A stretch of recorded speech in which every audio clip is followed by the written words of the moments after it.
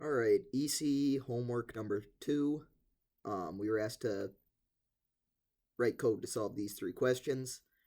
Length, width, and radius of a circle to give area and perimeter for the rectangle and area and circumference for the circle. We were asked to write a program to track the size as A is cut in half parallel to its shorter side. And we are asked to write a program that, if given an input of a certain amount of cash, will give an output of denominations of hundreds, 10s, 50s, 20s, 10s, 5s, and 1s. So I'll just briefly talk about all three of them before I get into showing them. So this is the first one, as seen here, the standard input-output and the main function. Here is the declaration of all the variables. And this is going to be the scanf, which is going to be our way to give value to those float variables during the runtime.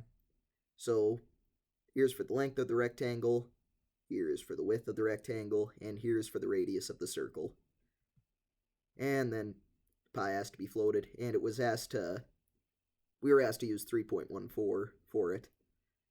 So here we have the rectangle equations, area and perimeter, length times width, and then 2 times length plus width. And then below that, here, the circle equations, 2 pi r for the circumference, and for the area, pi r squared. And then the output will be all this. Area of the rectangle is whatever it is, perimeter of the rectangle, area of the circle, and then circumference of the circle. And then after that it'll end. So here is the code for question number 2. I'll go through it. Standard input output and the main function, getting it started. The declaration of all the variables, so length, width, length, width, length, width for 0, 1, 2, 3, and 4. We are given that the starting length is 1189, the starting width is 841, and as it travels down, there's a bit of a pattern. The length is always going to be equal to the width of the previous one, and then the width is going to be equal to the width of the previous one times the width of the previous one over the length of the previous one, which technically the length of the new one will be the same as the length times that, but it's just easier to code it that way. So A1 length will be that, 841. The A1 width will be 841 times 841 over 1189. I tried to save this as a variable, but the computer didn't want to work with me, so I had to just write out the float of this every time, because it's not a nice number, but the output will be. And then it just continues in this pattern, goes down for all of our dimensions. And then, as always, the output. And it'll be for A0, A1, A2, A3, and A4, and then it ends. And then this is the last one, the currency denominations. So the start, standard input, output, the main function. The declaration of all our variables, amount, hundreds, 50s, 20s, 10s, 5s, and 0s. And then I used a temporary variable just so the amount one wouldn't get messed up here.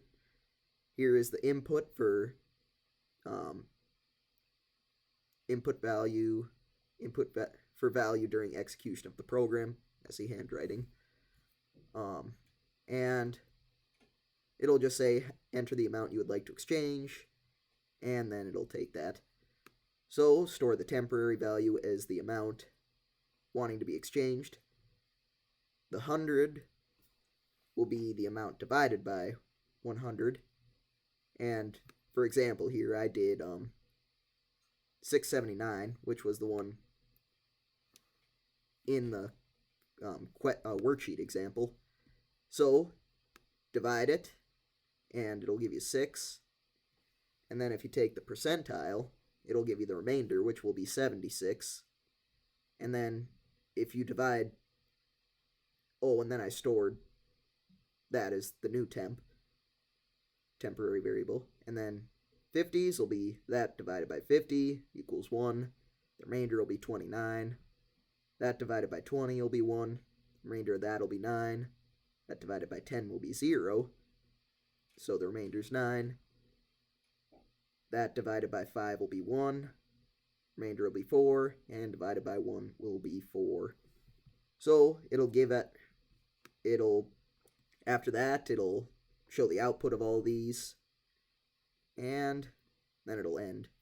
So when I run the program, it'll be h equals 6, hundreds equals 6, 50s equals 1, 20 equals 1, 10 equals 0, 5s equals 1, and 1s equals 4.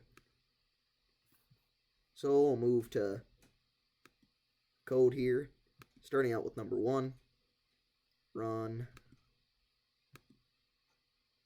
I'll do some easy numbers here, so I'll do 2, 3, and 5.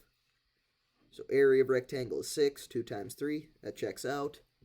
The perimeter of the rectangle is 10, 2 plus 3, 5 times 2, 10, that checks out. Area of the circle is 246, 5 times pi, which is about 15, that squared will be about 246. In the calculator, it'll be a little different because pi will have more decimals, but pretty close pretty good for a program. And then the circumference, 2 times pi times r. 2 times pi is like 15.52 or something. And then that'll be a little more than that. Can't do mental math today. That times 2 will be about 30. So this one checks out. It even works for like decimal numbers. 1.23 or 234 or 3454, I guess. 2.345, 3.245. And it'll give the output. So now moving on to question 2. This one is going to give us the dimensions of the paper as it's cut.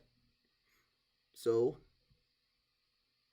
execute it here, run it. 1189 by 841, 841 by 594, 594 by 420, 420 by 297, and 297 by 210, which checks out with the values here. 297 by 210.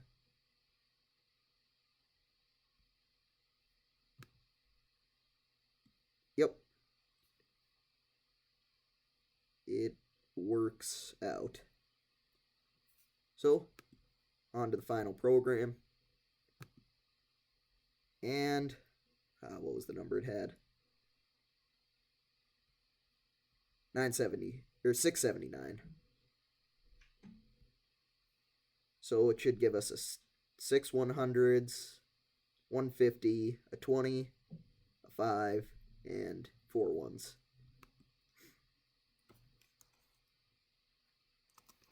$6.79, enter that, and we get 6, 1, 1, 1, and 4, so 600, 650, 670, 675, 679. Try one more, just a random number. I'll do, say, 874. So it'll give us 800, 850, 870, 874. So works pretty good. So that's going to be all. I like to do I think these run better in the online version, but I like working on them in the program. I think they work better in Dev C++, but I like coding them better in the online version. It's a little nicer visually. So, as always, I'll leave a copy of all these sheets, and then copies of the code and a link to the YouTube video. Thank you very much.